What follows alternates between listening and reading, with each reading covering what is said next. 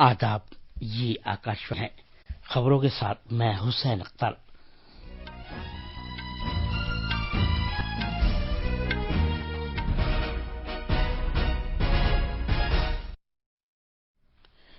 वजीर-ए-आजम नरेंद्र मोदी ने video conference के जरिए उत्तराखंड में नमामि गंगे मिशन के तहत 6 बड़े प्रोजेक्टों का इफ्तिताह किया है। दिफाई साजो सामान की खरीदारी से मुताल्लिक काउंसिल ने 2,290 करोड़ रुपए की मालियत के हथियार वगैरह खरीदने की तजवीज़ों को मंजूरी दे दी है। कोविड-19 से सेहतयाब होने वाले अफराद की शरह 83.01% हो गई है और आज शाम अबुधाबी में आईपीएल क्रिकेट टूर्नामेंट में दिल्ली कैपिटल्स का मुकाबला सनराइजर हैदराबाद से होगा।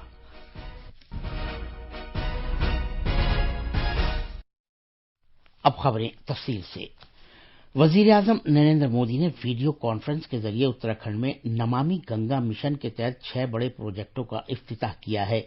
इनमें गंदे पानी की निकासी की 68 मिलियन लीटर यौमिया सलाहियत वाला प्लांट, 27 मिलियन यौमिया लीटर के जगजीतपुर प्लांट को बेहतर बनाना और 18 मिलियन लीटर यौमिया के एक प्लांट की तामीर शामिल है। ये प्लांट हरिद्वार के मुकाम पर सराय में वाक़ है। सरकारी और निजी शराकतदारी में पूरा किया गया जगजीतपुर प्लांट अपनी किस्म का पहला प्रोजेक्ट है। इन प्रोजेक्टों से दरियाए गंगा को साफ सुथरा रखने में जबरदस्त मदद मिलेगी। इस मौके पर इजहार ख्याल करते हुए वजीर आजम मोदी ने कहा कि रियासत में इस तरह के निकासी के तौसीई निजाम को बढ़ावा देने के नतीजे में पानी की निकासी के प्लांट की सलाहियत 4 गुना बढ़ गई है। उन्होंने कहा कि उनकी सरकार एक नई सोच और एक नए मौक़िफ़ के तहत आगे बढ़ रही है। उसने नमामि गंगे मिशन को सिर्फ गंगा की सफाई तक महदूद नहीं रखा है, बल्कि इसे मुल्क के दरियाओं को महफूज करने के एक जामे और बहुत बड़े प्रोग्राम का हिस्सा बना दिया है। वजीर आजम ने कहा कि पानी की निकासी के प्लांट इसलिए लगाए गए हैं ताकि गंदा पानी गंगा घाट में न आ सके। जनाब मोदी ने कहा कि सरकार दरियाए गंगा के किनारे नामियाती खेती के लिए काम कर रही है। जल जीवन मिशन का जिक्र करते हुए वजीर आजम नरेंद्र मोदी ने कहा कि जल शक्ति की वजारत मुल्क के घर घर में पानी पहुंचाने के काम में लगी हुई है और रोजाना तकरीबन 1 लाख कुनबों को पीने के साफ पानी की सहूलियात से जोड़ा जा रहा है।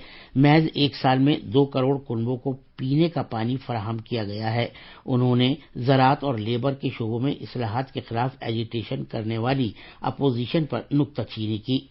जनाब मोदी ने कहा कि ज़रई साजो सामान को आग लगाकर एहतजाज करने वाले किसानों को जलील कर रहे हैं और वो किसानों को खुले बाजार में अपना माल फरोख्त करने से रोकना चाहते हैं। जनाब मोदी ने किसानों को यकीन दिलाया कि कम से कम इमदाद कीमत का सिलसिला बराबर जारी रहेगा। वजीर आजम ने दीगर प्रोजेक्टों के अलावा गंगा अवलोकन का भी इफ्तिताह किया। गंगा के बारे में ये अपनी किस्म का पहला म्यूजियम है। वजीर आजम ने जल जीवन मिशन और इसके तहत ग्राम पंचायतों और पानी समितियों के लिए मार्गदर्शक की लोगों की भी नकाब कुशाई की। दिफाई साजो सामान की खरीद से मुतालिक काउंसिल ने भारतीय मुसल्ह अफवाज को दरकार मुख्तलिफ साजो सामान की तजवीज़ों को मंजूरी दे दी है, जिनकी मालियत तकरीबन 2,290 करोड़ रुपए है। इनमें अंदरूनी मुल्क सनतों के साथ साथ गैर मुल्की कंपनियों से सामान की खरीद भी शामिल है। वजीर दिफा राजनाथ सिंह ने दिफाई सामान की खरीद से मुतालिक काउंसिल की मीटिंग की सदारत की। भारतीय एशिया खरीदने के जुमरे के तहत काउंसिल ने static HF trans receiver set और स्मार्ट एंटी एयरफील्ड इसलाह निजाम शामिल है। एचएफ रेडियो सेट से फौज और फजाइया की फील्ड यूनिटों के बिला रुकावट मवासलात में सहूलत होगी। उन्हें तकरीबन 540 करोड़ रुपए की लागत पर खरीदा जा रहा है। स्मार्ट एंटी एयरफील्ड इसलाह निजाम तकरीबन 970 करोड़ रुपए की लागत पर हासिल किया जा रहा है। इससे बहरिया और फजाइया की फायर करने की ताकत में इजाफा हो सकेगा। इसके अलावा फौज के अगले मोर्चों पर तैनात फौजियों के लिए दिफाई सामान की खरीद से मुतालिक काउंसिल ने तकरीबन 780 करोड़ रुपए की लागत पर सौर असॉल्ट राइफल खरीदने की भी मंजूरी दी है। मुल्क में कोविड-19 से सेहतयाब होने वाले मरीजों की तादाद में मुसलसल इजाफा दर्ज किया जा रहा है। पिछले 24 घंटे के दौरान तकरीबन 85,000 मरीज सेहतयाब हुए हैं। इस तरह मजमूई तौर पर मुल्क में रूबा सेहत होने वाले मरीजों की कुल तादाद 51 लाख से ज्यादा हो गई है। اس طرح اب صحت یابی کی مجموعی شرح بھی مزید بہتر ہو کر 83.01% تک پہنچ گئی ہے۔ وزارت صحت نے کہا ہے کہ صحت یاب ہونے والے معاملوں اور زیر علاج مریضوں کے درمیان فرق میں بھی خاطر خواہ اضافہ ہو رہا ہے۔ روبہ صحت ہونے والے مریضوں کی تعداد زیر علاج مریضوں کی تعداد سے 5 گنا زیادہ ہے۔ گزشتہ ایک ماہ کے دوران کووڈ سے صحت یاب ہونے والے مریضوں کی تعداد میں غیر معمولی اضافہ ہوا ہے اور یہ تعداد 10% سے زیادہ ہے۔ صحت یاب ہونے والے مریضوں کو اسپتالوں سے چھٹی بھی دے دی گئی ہے۔ وزارت صحت نے بتایا کہ 9 ریاستوں اور مرکز کے زیر انتظام علاقوں میں صحت یابی کی شرح 80% سے زیادہ ہے۔ ان ریاستوں میں بہار، تمل ناڈو، مغربی بنگال، راجستھان اور گجرات شامل ہیں۔ سردست بھارت میں شرح اموات 1.57% پر آ گئی ہے اور یہ اوسط عالمی اوسط کے مقابلے کم ہے۔ پچھلے 24 گھنٹے کے دوران 70,589 نئے معاملے درج کیے گئے ہیں، جس سے ملک میں اب تک کووڈ کے معاملوں کی تعداد 61,45,292 ہو گئی ہے۔ گزشتہ 24 گھنٹے میں کووڈ سے 7,076 مریضوں کی موت ہوئی ہے۔ ملک میں پچھلے 24 گھنٹے کے دوران تقریباً 11,50,000 نمونوں کی جانچ کی گئی ہے۔ اس طرح مجموعی طور پر 7,31,00,000 سے زیادہ نمونوں کی جانچ کی جا چکی ہے۔ بھارت دنیا میں ان چند ملکوں میں شامل ہے جہاں روزانہ سب سے زیادہ نمونوں کی جانچ کی جا رہی ہے۔ گزشتہ 2 ماہ کے عرصے میں روزانہ اوسطاً نمونوں کی جانچ میں تقریباً 4 گنا اضافہ دیکھا گیا ہے۔ حالیہ ہفتوں میں بھارت میں تقریباً 12 لاکھ نمونوں کی جانچ کی گئی ہے۔ گزشتہ 2 ماہ کے عرصے میں 10 لاکھ آبادی میں جو ٹیسٹ کیے گئے ہیں ان میں بھی کئی گنا اضافہ ہوا ہے اور فی الحال 10 لاکھ کی آبادی پر تقریباً 50,000 ٹیسٹ کیے گئے ہیں۔ اتر پردیش کے وزیر اعلیٰ یوگی آدتیہ ناتھ نے متعلقہ حکام کو ہدایت دی ہے کہ وہ لکھنؤ، کانپور شہر اور میرٹھ ضلعوں میں کووڈ پر قابو پانے کے لیے خصوصی حکمت عملی تیار کریں۔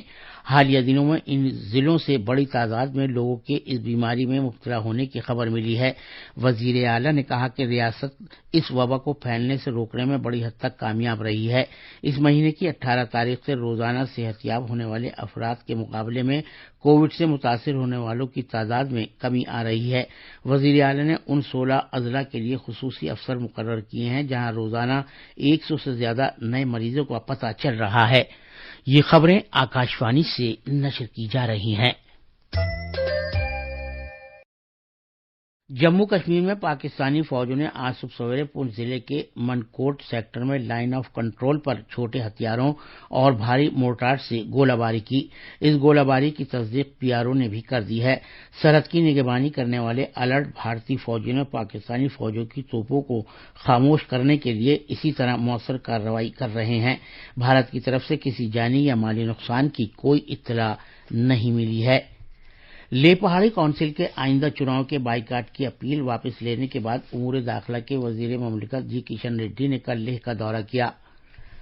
اعلیٰ ادارے کے ساتھ ایک پریس کانفرنس میں انہوں نے لداخ اور دیگر ترقیاتی کونسل منصوبوں کے لیے آئینی تحفظات کے بارے میں وزیر داخلہ امت شاہ کی جانب سے لداخ کے سرکردہ لیڈروں کو دی گئی یقین دہانیوں سے آگاہ کیا۔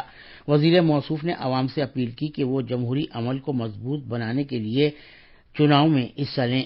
مرکزی وزیر مملکت کشن ریڈی نے کہا کہ مرکزی حکومت لداخ کے لیے جلد ایک ترقیاتی پیکیج کا اعلان کرنے والی ہے۔ گجرات میں وڈوڈرا شہر کے باوا مانپورہ علاقے میں ایک عمارت کے گر جانے سے 3 افراد کی موت ہو گئی ہے جن میں ایک عورت بھی شامل ہے۔ یہ واقعہ کل رات پیش آیا۔ ذرائع کے مطابق یہ 3 منزلہ عمارت لگ بھگ 30 سال پرانی تھی اور اس کی مرمت کا کام چل رہا تھا۔ آئی پی ایل کرکٹ میں رائل چیلنجرز بنگلور نے دبئی میں میچ ٹائی ہونے کے بعد سپر اوور میں کل رات ممبئی انڈینز کو ہرا دیا۔ آج رات ابوظہبی میں دلی کیپٹلز کا مقابلہ سن رائزرز حیدرآباد سے ہوگا۔ آخر میں خاص خبریں ایک بار پھر۔ وزیر اعظم نریندر مودی نے ویڈیو کانفرنس کے ذریعے اتراکھنڈ میں نمامی گنگے مشن کے تحت 6 بڑے پروجیکٹوں کا افتتاح کیا ہے۔ دفاعی ساز و سامان کی خرید سے متعلق کونسل نے 2,290 کروڑ روپے کی مالیت کے ہتھیار وغیرہ خریدنے کی تجویزوں کو منظوری دے دی ہے۔ کووڈ-19 سے صحت یاب ہونے والے افراد کی شرح 83.01% ہو گئی ہے۔ اسی کے ساتھ ہی خبروں کا یہ بلیٹن ختم ہوا۔